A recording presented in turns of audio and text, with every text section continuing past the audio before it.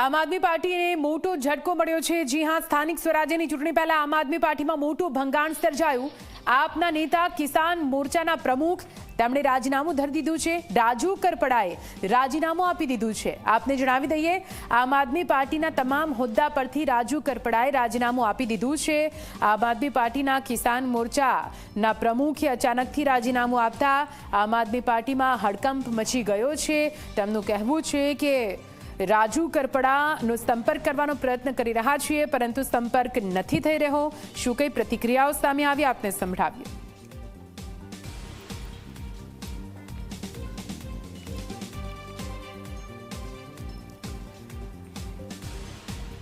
તો રાજુ કરપડા આખરે કોણ છે? વર્ષ 2021માં આમ આદમી પાર્ટીમાં રાજુ કરપડા જોડાયા હતા। ખેડૂતો વચ્ચે તેમની મજબૂત પકડ છે। આમ આદમી પાર્ટીમાં તેમને કિસાન મોરચાના પ્રમુખ તરીકેની જવાબદારી આપવામાં આવી હતી અને ખૂબ જ સારી પેટે પોતાની જવાબદારી પણ નિભાવી રહ્યા હતા। ખેડૂત નેતા તરીકે બની હતી રાજુ કરપડાની ઓળખ। ખેડૂતો વચ્ચે તેમની મજબૂત પકડ, લાંબા સમયથી ખેડૂતોના અલગ અલગ મુદ્દા ઉઠાવતા રહ્યા હતા। ખેડૂતોનો અવાજ તેઓ બનતા રહ્યા હતા। બોટાદમાં કડદા પ્રથાના વિરોધથી તેઓ ચર્ચામાં આવ્યા હતા। કડદા પ્રથાનો વિરોધ તેમણે કર્યો હતો અને તેને લઈને ખેડૂતો વચ્ચે તેમની મહત્વની ભૂમિકા કડદા વિરોધમાં જોવા મળી હતી અને વિરોધ હિંસક બનતા જેલમાં જવાનો પણ વારો તેમને આવ્યો હતો। રાજુ કરપડાએ હળદરથી લઈ અને જે મુદ્દાઓ ખેડૂતોને ઉઠાવ્યા, હળદરમાં એક ખેડૂતોને ઉમ્મીદ પણ જાગી। રાજુ કરપડા, પ્રવીણ રામ અને 86 જેટલા લોકો ઉપર ભાજપે અત્યાચાર કર્યો।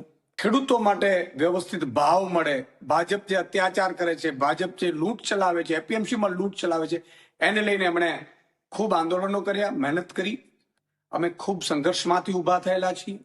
ભાજપ હંમેશા કોશિશ એવી કરતી હોય છે કે લીડરો તૂટી જાય, લીડરોને સામ દામ દંડ ભેદ કરીને હેરાન કરવાની કોશિશ કરવામાં આવે।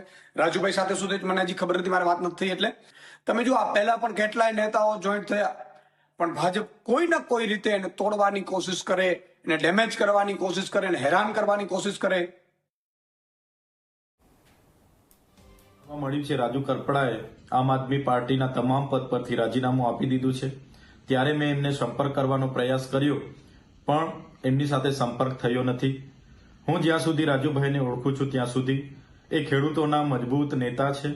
આમ આદમી પાર્ટીમાં રહીને ખેડૂતોના ન્યાય માટે અનેક લડતો એમણે લડી છે। 100 દિવસથી પણ વધારે જેલમાં પણ રહેવું પડ્યું। ત્યારે આ ભાજપ સરકારની નીતિ રહી છે, કોઈ પણ વિપક્ષના નેતાને ડરાવવાનું, ધમકાવવાનું, દબાવીને કઈ રીતના એમના તરફે લઈ જવું, કઈ રીતના આંદોલનને દબાવી દેવું, આંદોલનને તોડી દેવું, એ જ નીતિનો ઉપયોગ એમણે આ વખતે રાજુભાઈ કરપડા પણ કર્યો છે। જેના બસ થઈને રાજુભાઈ કરપડાએ રાજીનામું ધર્યું હશે એવું મને લાગી રહ્યું છે। રાજુભાઈ કરપડાનું આમ આદમી પાર્ટીમાંથી રાજીનામું એ મારા માટે શોકિંગ એટલા માટે નથી કે હું જાણું છું કે જે લોકો ખેડૂતની સાચી ચિંતા કરે છે, લોકશાહીની સાચી ચિંતા કરે છે, દેશ પ્રત્યે અને જે પીડિત લોકો પ્રત્યે સાચો ભાવ અને લાગણી છે, એવો કોઈ પણ વ્યક્તિ આમ આદમી પાર્ટીમાં ટકી ન શકે। કારણ કે આમ આદમી પાર્ટી એ પાર્ટી નથી, કોંગ્રેસને ડેમેજ કરવા માટેનું ભાજપ દ્વારા ઉપયોગમાં થતું વેપન છે। આ વાત દરેક ગુજરાતીઓએ અને દેશપ્રેમીઓએ સમજવી જોઈએ અને યોગ્ય નિર્ણય લેવો જોઈએ।